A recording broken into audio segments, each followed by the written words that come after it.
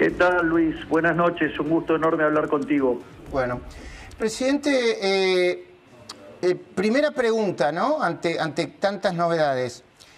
¿Qué cambió entre las últimas horas con la renuncia de Adorni y la última entrevista que hicimos telefónica? Estaba Esteban Trebuch, donde usted sostenía y defendía la permanencia de Adorni en la jefatura de gabinete. Básicamente, la posición de Manuel, que consideró que ya no era inadmisible los niveles de ataque personal que estaba recibiendo, en especial, digamos, cuando en este tipo de cosas empezó a recibir agresiones en sus hijos, ¿no? Y en su mujer, y ya cuando se le metieron con los hijos, eso hizo que directamente me dijera que ya su renuncia era indeclinable, porque recordemos que, digamos, él no está condenado, digamos, hay un proceso de investigación, porque recuerdo que en otros casos, digamos, han tenido candidatos, funcionarios procesados y demás, y sin embargo, digamos, hoy levantan un dedito republicano, pero en el caso de Manuel está en una investigación, digamos, y todavía, digamos, la justicia no se ha expedido, o sea, pero bueno, el ataque mediático encarnizado que ha recibido ha tenido un efecto derrame que ya cuando llegó al nivel de los hijos, entiendo la decisión de Manuel. Presidente, quizá la diferencia entre otros casos y este es que Adorni era un jefe de gabinete en ejercicio y todos los días aparecían informaciones judiciales que de alguna manera lo perjudicaban y lo comprometían cada vez más. La pregunta es, ¿la justicia ya se expidió al respecto? Todavía no. O sea, ¿hay una sentencia? No. Bueno, listo. Entonces, o sea, digamos, de vuelta, ¿qué es eso de andar sentenciando y ejecutando gente antes de que se expida la justicia? Me parece que hay, digamos, todavía hay cosas que me parece que no se entienden, digamos, que después, digamos, se jactan de republicanismo. Presidente, la posibilidad de que Adorni fuese sometido primero a una interpelación y luego una moción de censura, ¿pudo haber influido en la decisión suya y la de la secretaria? Nada. Yo sigo confiando en la inocencia de Adorni. Es una persona honesta. De vuelta. Y esto obedece a que la situación ha escalado de una manera tal que frente a situaciones donde han sido agredidos los hijos de Manuel decide dar un paso al costado porque no puede poner en riesgo ya directamente a su familia. Igualmente, presidente, y esto es una mirada, es un análisis, como cualquier persona yo puedo estar equivocada. Estaba desgastando, a mi entender, fuertemente al gobierno, a su figura. Estaba poniendo, usted me dirá si comparte o no, estaba poniendo muchas dificultades para la comunicación política, para gestionar, para gobernar y para legislar. ¿Comparte esa idea? No comparto lo más mínimo. En primer lugar porque,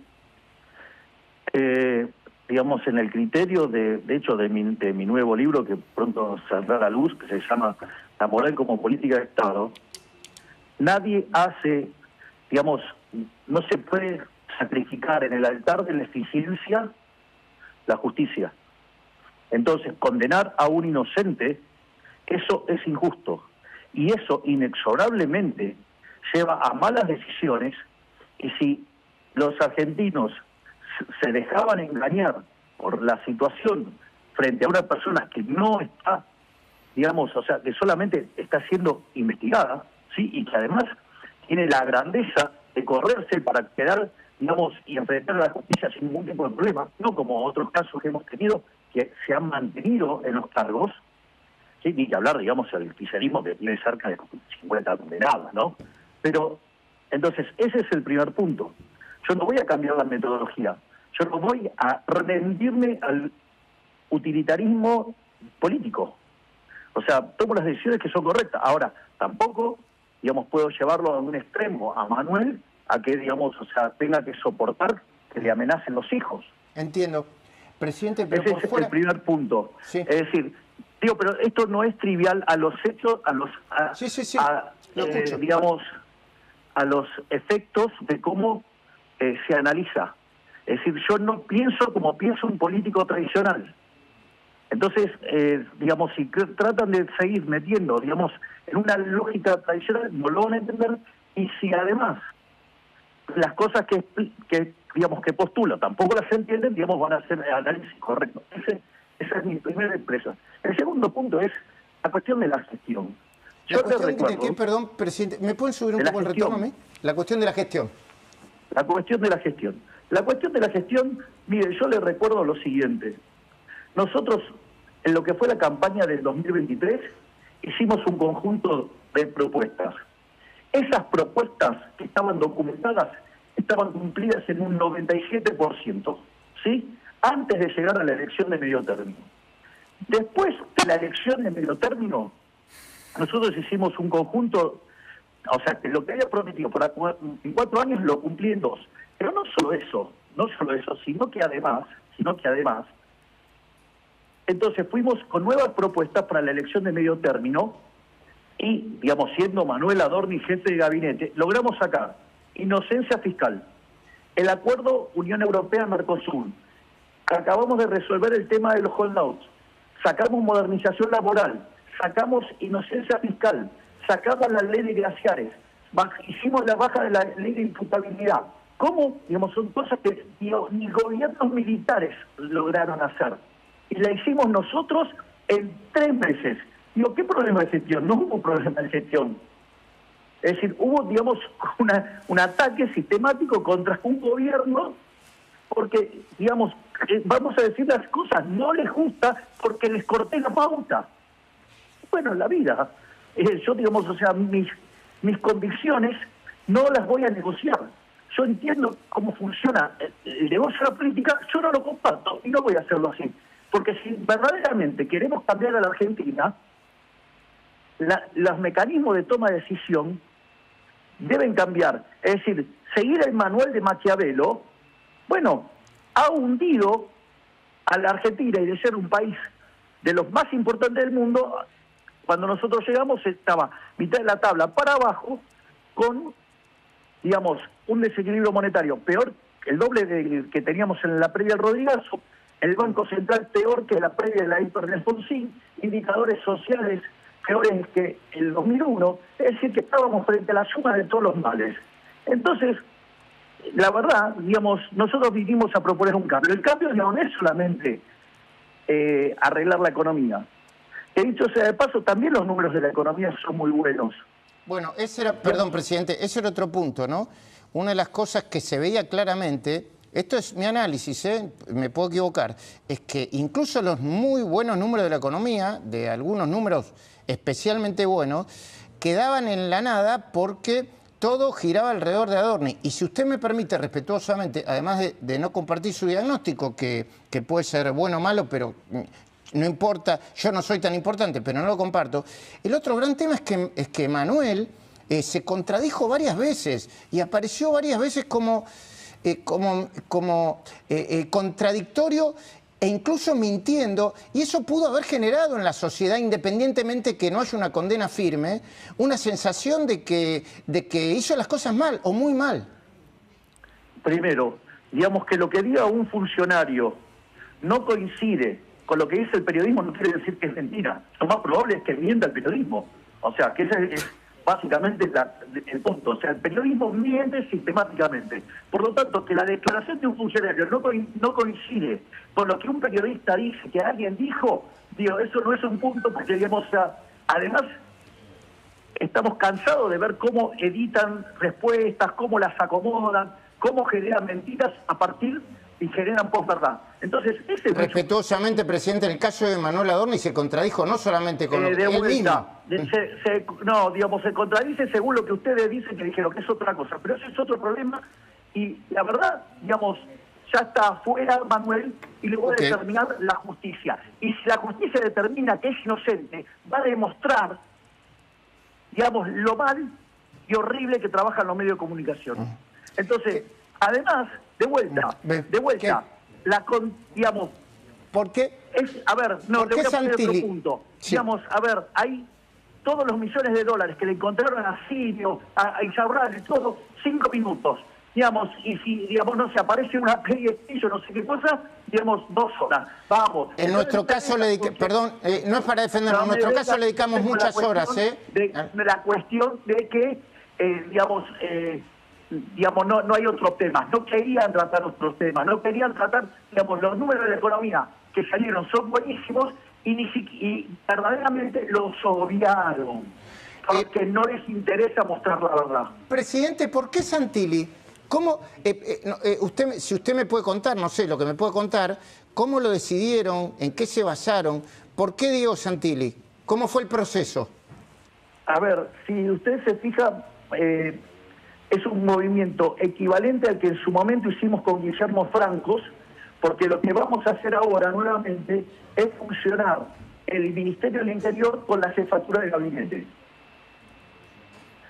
Y eso, digamos, ¿por qué? Porque gran parte del trabajo tiene que ver con trabajar con los gobernadores, ¿sí? Y requiere de músculo político. Y en este caso, desde mi punto de vista, Diego Santilli es un gran trabajador, digamos, que conoce bien el oficio, mucho oficio político, y yo creo que va a ser una forma de volver a darle aire a todas las cosas que tenemos que seguir haciendo, a pesar de que ya cumplimos no solo con lo que prometimos para todo el periodo en la campaña del 23, sino que además cumplimos todo lo que prometimos en la de medio término, pero como no estamos dispuestos a dejar de hacer reformas, digamos, seguimos haciendo reformas y no vamos a parar hasta que Argentina sea el país más libre del mundo. Sí. Y en eso, el músculo político que ha desarrollado a lo largo de toda su carrera Diego Santilli es un elemento fundamental para reimpulsar, digamos, esto que parecía, en algún sentido, que dicho sea de paso, tan empastado no estaba, porque la semana pasada salió básicamente el Super Rigi, y además salió, se terminó de cerrar lo de los holdouts después del 2001. Así que, digo, eso de que las cosas no funcionaban, digo, eso también es falso. Digo, para contrarrestarlo con las cosas que se dicen y que son todas mentiras. Presidente, ¿cómo, si usted me puede contar, primero, el compromiso que tenemos con el presidente es que no lo vamos a demorar mucho porque tiene más reuniones en el día de hoy y no voy a abusar de su tiempo. Se lo digo a la audiencia por si algún sommelier de preguntas dice, no le hizo tal pregunta, no le hizo tal. Es una conversación telefónica y tiene estas condiciones. Lo segundo, ¿me podría decir cómo llegaron a la conclusión que tenía que ser Santilli y fue en proceso con la Secretaría General de la Presidencia? ¿Lo sometió a consideración de su mesa chica? ¿Cómo fue el proceso de toma de decisiones? Porque usted estuvo hablando ahora de cómo es en Madrid, de cómo toman las decisiones. ¿Cómo fue el proceso de toma de esta decisión después de 110 días o 112 bastante complejos? A ver, lo que nosotros notamos con mi hermana es que veíamos un deterioro anímico de Manuel y cómo, digamos, estaba arreciando, digamos, la violencia hacia su persona en distintos aspectos. Entonces, nosotros teníamos que tener una solución por si él en algún momento decidía no seguir. Es decir, nosotros no podemos estar librados al azar y que imagínense que, digamos, yo me encuentro con una situación que quiere renunciar y yo no tener una solución, digamos, frente a ese evento que nosotros veíamos que podía llegar a pasar. No, yo presidente, con respeto, yo en algún momento yo le pregunté y usted me dijo, la única manera en que esto puede cambiar es si Manuel Adorni, que es libre de hacer lo que quiera, un día diga que no quiere más, porque usted no lo puede obligar, como no se obliga a nadie, supongo. Exactamente. Entonces, en esas circunstancias, nosotros estábamos trabajando en 3 alternativas, y de esas 3 alternativas, nos pareció que la más indicada para resolver esta situación era Diego Santilli. Porque además teníamos la experiencia de cómo lo bien que funcionó cuando lo hicimos con Guillermo Francos. es básicamente la misma, si usted se fija, es el mismo criterio decisorio. Presidente, yo no sé si usted está tanto de los detalles, pero una de las discusiones era si Manuel Adorni iba a cobrar como un integrante del directorio de YPF una Ya vez está que... fuera. Ya dijo que se va del directorio de YPF también, claro. Bueno, perfecto, perfecto. No hay discusión ahí. ¿Cómo? Yo eso no sé de dónde sacó la discusión. Eso no hay discusión. Bueno, había un debate... No, porque esa silla, digamos, eso fue parte del proceso decisorio también de YPF, en donde la silla de YPF, digamos, a ver, ¿cómo? No, sí, eso ya lo sé. No, porque se imaginará que estoy con Santini y estoy con mi hermano. No, perdón, no quiero molestarlo más, solamente una cosa. No, Luis, por favor. No. A ver, Luis, yo, digamos, estoy en este momento estoy para hablar. Okay. Es decir, de vuelta. Y si quiere, digamos, también le puedo hablar de cómo veo la economía hacia adelante. No, está bien, quiero preguntarle sobre esto. Creo que Secretaría de Medios va a pasar de nuevo a la Secretaría General de la Presidencia y el vocero, Andrés Rabiet, va a depender directamente de usted, de Presidencia. Pasa, digamos, la Secretaría de Medios efectivamente pasa nuevamente a la Secretaría General. Y obviamente, digamos, Rabiet tiene que reportar directamente conmigo, digo, es mi vocero. Perfectamente. Déjeme decirle, presidente, usted obviamente es el presidente, puede reaccionar como quiere, que no es importante mi opinión, pero me pareció muy bien Andrés Rabiet reconociendo la importancia del periodismo. Yo no digo que usted tenga que pensar igual que usted, pero bueno, se supone que se debería llevar mejor entonces con los periodistas y con el periodismo, Andrés Rabiet. Pero eso es lo que yo veo, ¿eh? A ver, le voy a dar mi opinión. Lo que Adrián dijo en la conferencia de prensa no es distinto de lo que pienso yo. Yo creo que el periodismo tiene un rol importantísimo. Es decir, lo que sucede es, ¿a qué definimos periodismo? Si el periodismo vive de la pauta oficial, no es periodismo, es propaganda. Es decir, digamos, porque cuando la opinión queda condicionada por quien paga, bueno, entonces es propaganda política. Porque de última, si fuera por lo que paga el sector privado, es una decisión del sector privado que involucra a decisiones del sector privado que va a tener que lidiar en el mercado contra otros privados. Sin embargo, el Estado lo hace con fondos tomados coactivamente de la gente. Entonces, digamos, en ese caso, trabaja como propaganda en contra de los propios pagadores de impuestos. Entonces, digamos, lo que pasa es que yo entiendo que no les guste hacer el análisis en pleno de lo que yo digo y tomar fragmentos y hacer lo que se llama el cherry picking, el hombre de paja. Es decir cosas que uno no dice. Entonces, para mí el periodismo tiene un rol fundamental. Pero el periodismo serio, bancado con los propios medios, no, digamos, que tienen que vivir, digamos, con la pauta oficial. Y cuando ustedes después ven cómo digamos, el peso que le dan a las distintas noticias, se nota con claridad el rol de la pauta. O aquellos periodistas que tienen páginas fantasmas y reciben financiamiento de un montón, digamos, estados provinciales, municipales y demás. Y encima después se nota mucho. Entonces, de vuelta, tengamos un debate en serio sobre la libertad. A ver cuántos resisten a hablar sobre libertad. Entonces, de vuelta, Luis, las opiniones, digamos, no se olviden, Adrián es liberal, yo lo conozco a sí, Adrián. un liberal clásico. Exacto, y hemos tenido nuestros fuertes debates. Mamita, ¿sí? Yo leí su tuit, fuerte debate, lo sacudió fuerte, con todo respeto, pero lo sacudió. Bueno, pero de vuelta, ¿y usted cree que, digamos, yo siempre fui fuerte en el debate y tuve opiniones fuertes? ¿Usted cree que solamente las tuve con, digamos, dispares? No. Siempre fui igual en ese sentido. Lo bueno es que puedan entender que pude llegar a una síntesis y pude convivir a punto tal que hoy, digamos, no solo fue nuestro candidato en la provincia de La Pampa, sino que además él llegó a diputado por dicha provincia y hoy es mi vocero. Entonces, eso, digamos, también tendrían que aprender que lo que se debate son ideas. Entiendo.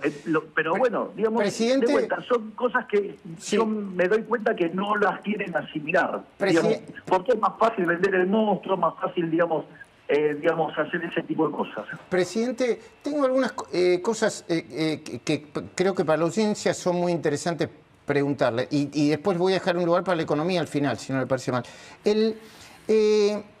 La designación de Santilli, por lo que yo estoy viendo ahora rápidamente, está generando un consenso muy, muy fuerte.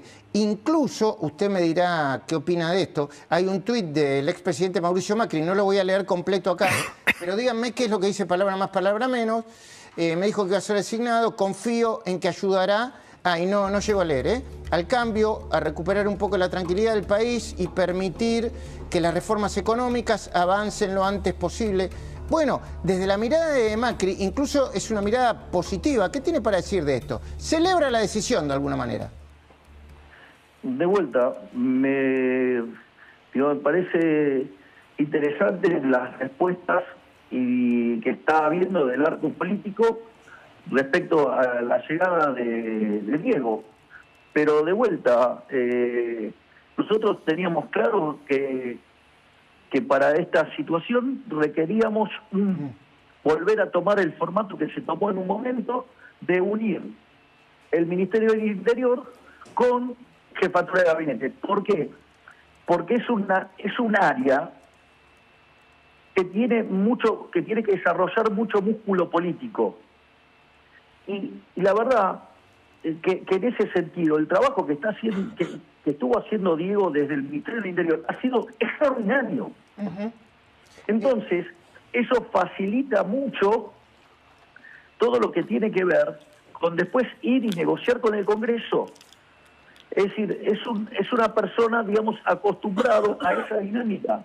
Es una persona acostumbrada, es un profesional de la política en ese sentido.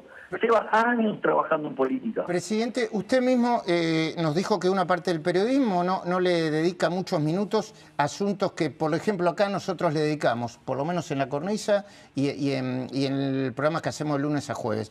Quiero preguntarle sobre alguno de esos puntos. ¿Cuál es su opinión, independientemente que no es juez tampoco y seguramente desde el punto de vista judicial no podrá condenar, sobre lo que está pasando con Insaurralde y Jessica Sirio? No me meto, digamos, en el accionar de otro poder. Okay. Sería una intromisión de mi parte. Okay. ¿Y sobre el caso de la CIRA? Pero de nuevo, está en la justicia, se tiene que expedir la justicia. A ver, si usted se fija, yo no adhiero a ese tipo de políticas. Okay.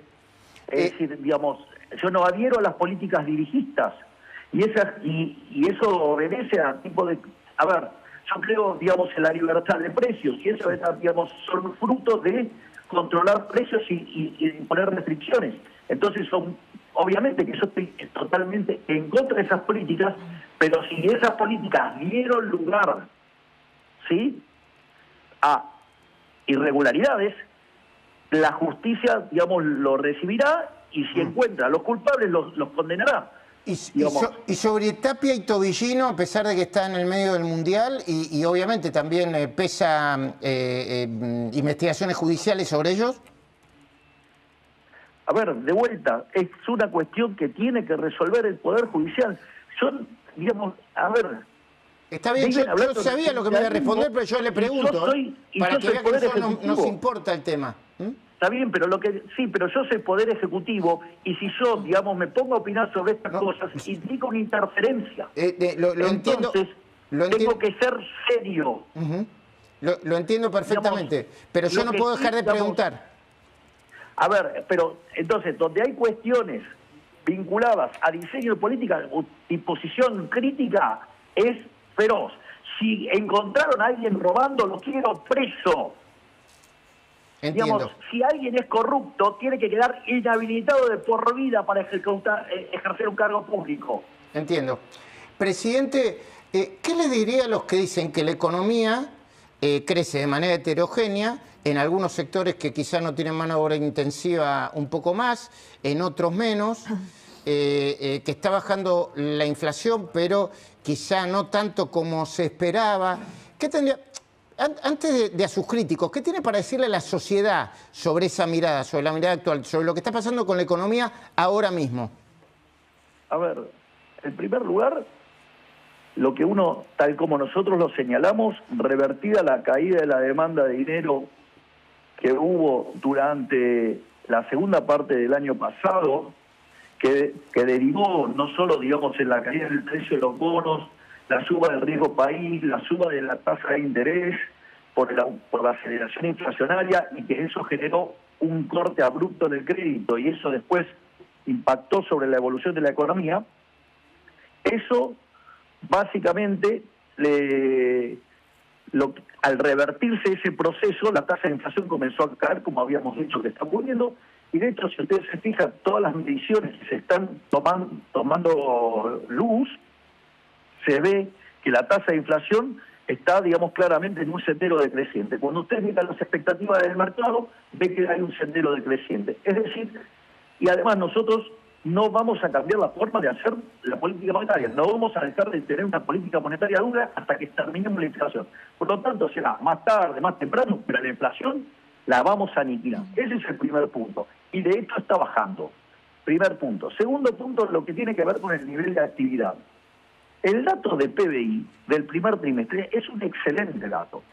Lo primero que tenemos que tener en cuenta, los procesos de crecimiento se miran en muchos años. Cuando usted mira los 100 años previos a que nosotros llegáramos al gobierno, la economía argentina creció en promedio 1%. Por año. Por año, exactamente. Si usted toma los datos del EMAE, que es la proxy del PBI, desestacionalizado desde diciembre, que nosotros, del 23, cuando asumimos, a los datos de cómo terminó el año pasado, el PBI subió cerca del 10%. ¿Qué quiere decir?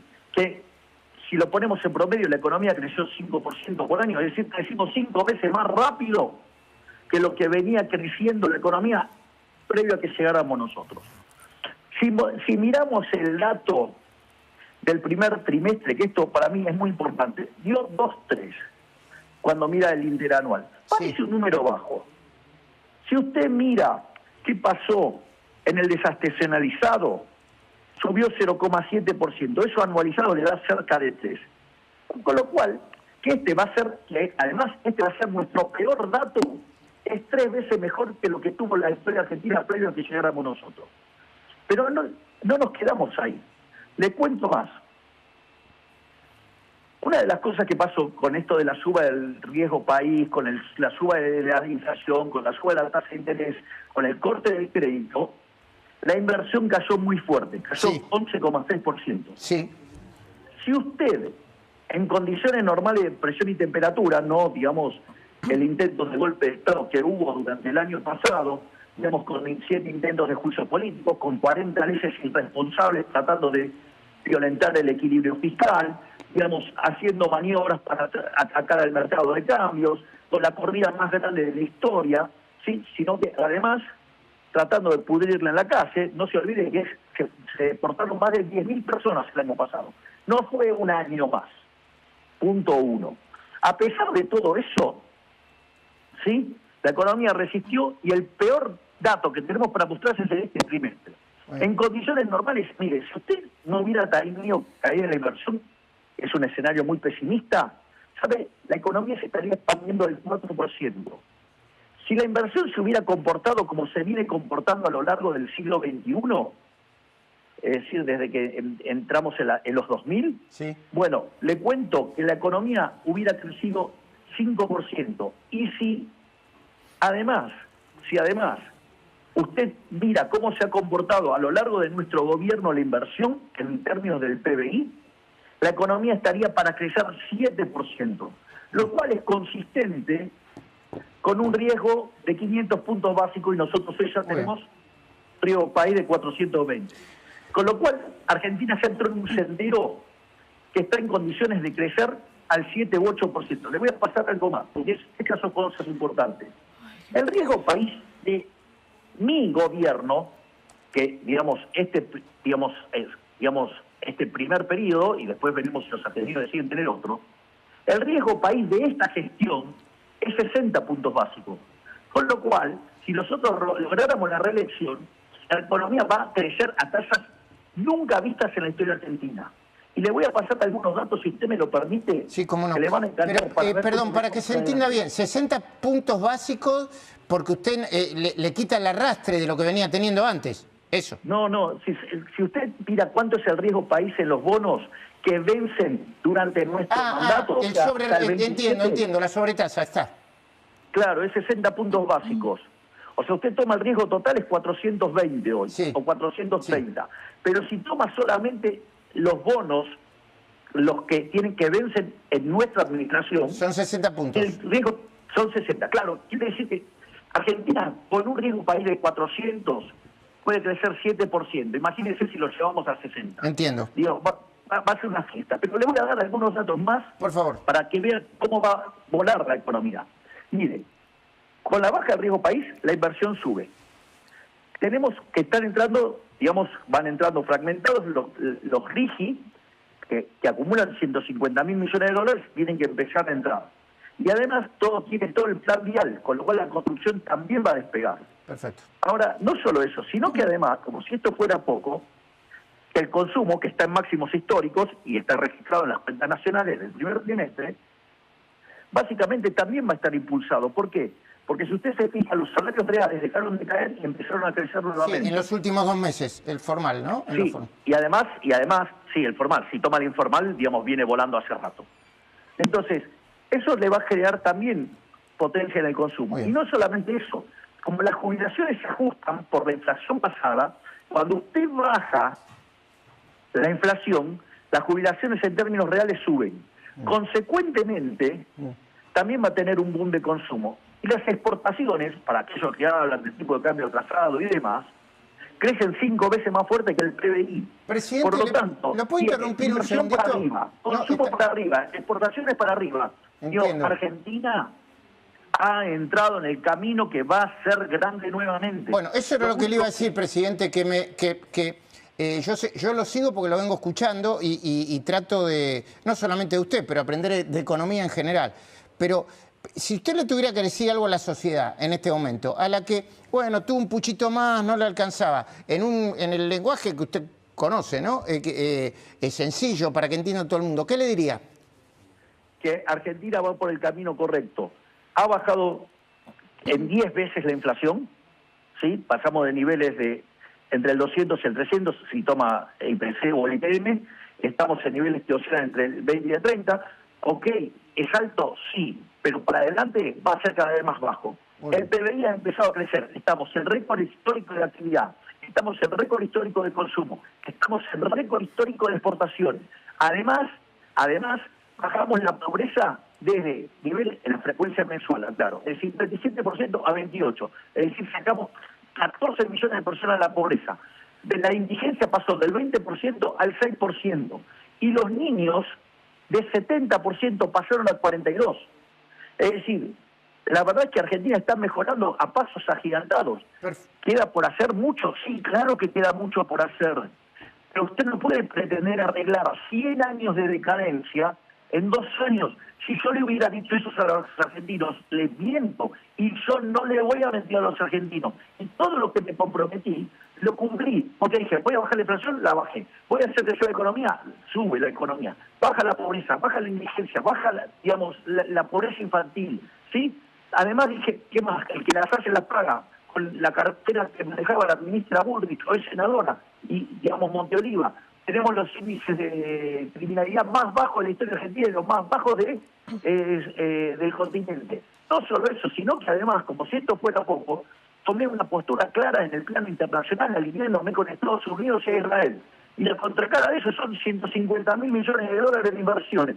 Y, el respaldo que tenemos... Antes de despedirlo, presidente, usted mencionó a Bullrich. Ella, en todo este proceso Adorni, se diferenció un poco. ¿Usted le gusta o le disgusta el posicionamiento de Patricia Bullrich? Le voy a decir 2 cosas. 1, los liberales no somos manada.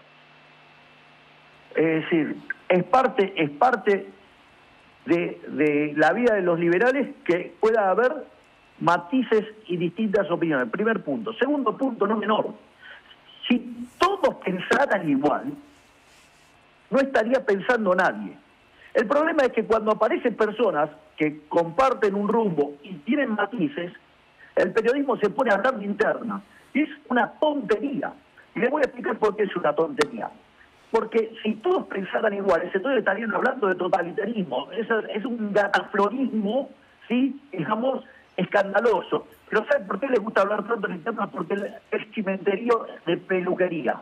Y entonces, o sea, como no hay que pensar para dedicarse a hacer cimentos, entonces, digamos, les encanta, digamos, hablar de interna, cuando en realidad lo tendrían que mirar es los resultados. Los resultados son categóricos.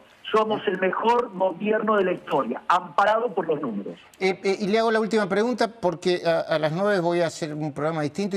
Primero, le agradezco porque esto ha sido de un momento para el otro y le agradezco que me haya atendido. Bueno, y le voy a hacer una última pregunta. Está saliendo bastante bueno. Sí, bueno, sí. En todo caso, espero haber hecho las preguntas correctas. Le hago una última pregunta. ¿No están preparados ustedes para que de acá a los 530 días que faltan para terminar su primer mandato vuelva a plantearse un caso Adorni, un caso José Luis Esper, un caso Libra, un caso Españolo, uno de los casos que puede implicar al gobierno? ¿Están preparados? ¿Saben cómo pararse frente a eso? Del otro lado está el mal. Así es que, digamos, pueden hacer cualquier tipo de atrocidad. El tema es si uno lo compra o no. Nosotros claramente sabemos que, de hecho, fíjese que algunos de los casos que usted mencionó se dieron justamente 3 semanas antes de una elección, que es el tiempo que está estudiado que se arman las campañas negativas. Sí, con denunciadores seriales. Pero bueno, digamos, yo entiendo, la mugre vende, entonces, o sea, lo entiendo y es parte de esto. Pero ¿sabe qué? Nosotros confiamos que soy el primer político de la historia argentina que cada una de las cosas que dijo las cumplió. Entonces, y hoy hemos posicionado a la Argentina en el mundo como nunca en la historia. Entonces, hay un cambio, están llegando los resultados. Claramente, romper 100 años de populismo no es gratis. Es decir, es como que usted, no sé, yo lo contaba el otro día, le pido unos minutos, por favor, porque el ejemplo vale la pena. ¿Cómo no? Si usted es el presidente, le pido unos minutos, haga de cuenta que es el presidente. Dele, por favor. No, sí, pero también es una cuestión de respeto a su audiencia, Majul. Yo no, digo, usted sabe que yo no abuso de esas cosas. Dele. Por eso le pido permiso. El espacio es suyo. A ver, el tema es el siguiente. Supongo que usted tiene una empresa que se dedica a hacer pozos. Si usted tiene máquinas retroexcavadoras o palitas, unas palas, ¿con qué te hace más pozos? Una retroexcavadora, supongo, ¿no? Bien, exacto. Usted tiene más productividad, ¿sí? Entonces, usted puede, cuando hay más productividad y puede hacer más pozos, usted podría pagar mejores salarios. ¿Sí? Entonces, pero usted para tener maquinaria tiene que tener ahorro, o sea, tiene que dejar de consumir para ahorrar. Ese ahorro tiene que financiar la inversión, eso aumenta el stock de capital, aumenta la productividad y así suben los salarios y así es como progresa una economía. Eso es el marco general de cómo funciona. ¿Qué es lo que hace el populismo? Redistribuye el ingreso, gasta, aumenta el consumo, usted no ahorra y entonces ¿qué pasa? Usted no empieza a reparar la máquina. ¿Qué le pasa un día a la máquina? La máquina se rompe. El día que la máquina se rompió, usted no puede hacer más pozo con la máquina porque está rota. Entonces, digo, no le queda otra que volver a las palitas. Entonces, ¿qué es lo que pasa? Su productividad se derrumba. Eso es lo que pasaba cuando nosotros llegamos acá. Argentina estaba al borde de una crisis terminal donde la inflación se iba a ir a niveles del 15.000%, la actividad iba a caer como 20%, la pobreza podía llegar a superar claramente los 90%. Era el ejemplo Venezuela. Entonces, usted no puede, digamos, pretender que la decadencia de 100 años de comerse el capital lo puede reparar en 2 años. Va a llevar tiempo. Lo que pasa es que con las nuevas tecnologías y con los desarrollos que estamos teniendo, digamos, repotenciando la actividad agrícola, la actividad ganadera, lo que tiene que, digamos, que es la tradicional, lo que tiene que ver con el petróleo, con el gas, con la minería, con lo que tiene que ver economía del conocimiento, Argentina está empezando a ser modelo mundial de cómo generar un proceso de crecimiento, además con las desregulaciones, la apertura de la economía, lo que está pasando en capital humano. Próximamente, la ministra de Capital Humano va a estar mostrando los resultados de las pruebas Prender, que me los mostró en el avión cuando viajábamos a España. Y le puedo asegurar que son deslumbrantes los números. Entonces, estamos frente a un proceso de cambio como nunca en la historia.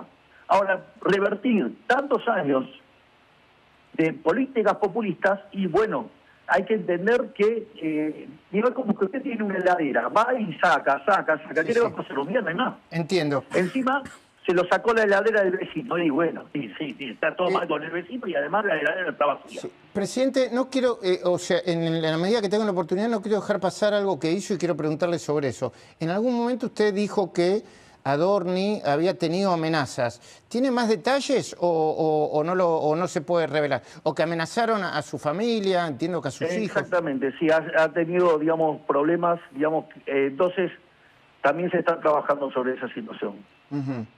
Pero eso es lo que hace que, digamos, Manuel me haga el planteo y listo, digamos, o sea, su renuncia, digamos, entiendo. es obvio. O sea, no y la otra pregunta es, familia. ¿usted lo intentó convencer para que no renunciara? No, cuando le tocaron la familia ya no. Bueno, con la familia no se jode. Perfecto. Presidente, yo le agradezco mucho esta entrevista y sé que están ahí Karina Milei y Diego Santilli, así que no quiero molestarlo. Sí, efectivamente está Diego acá, está mi hermana Karina y está Thor.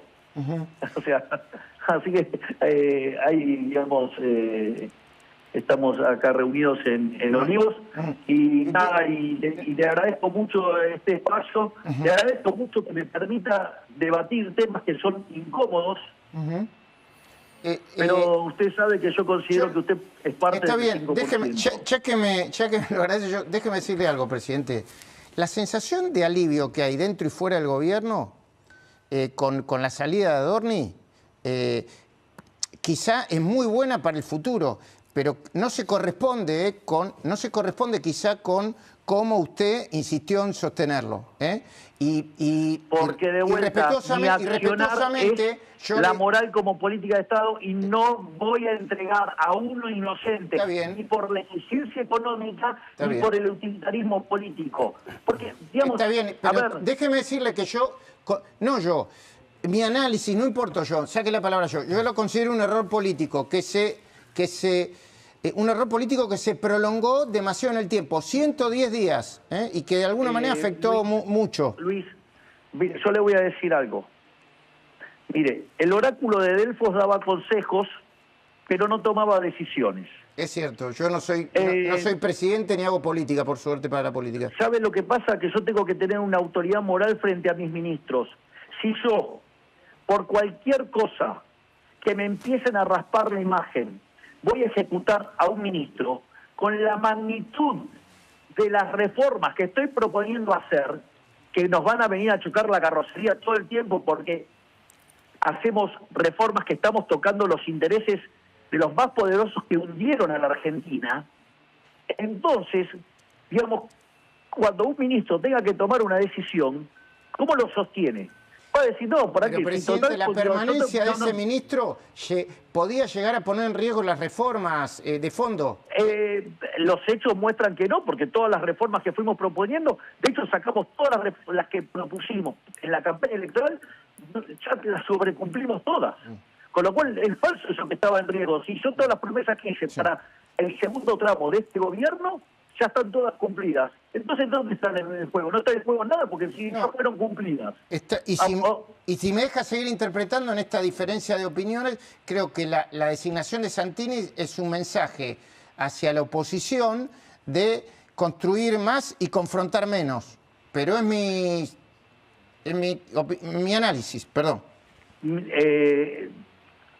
Yo, digamos, voy moviendo el equipo para conseguir resultados. Bilardismo 1-0-1. O sea, yo pensé que iba a citar a Scaloni ahora que estamos bien. No, pero digamos, digamos, es tanta la admiración que tengo por ese cuerpo técnico y esos jugadores que no quiero entrar en libertad. Está bien, no digan porque lo van a utilizar de un lado o del otro. Presidente, muy agradecido por el tiempo. No, por favor, muchas gracias a ustedes, Luis. Bueno. A todos los señores, es la marcha del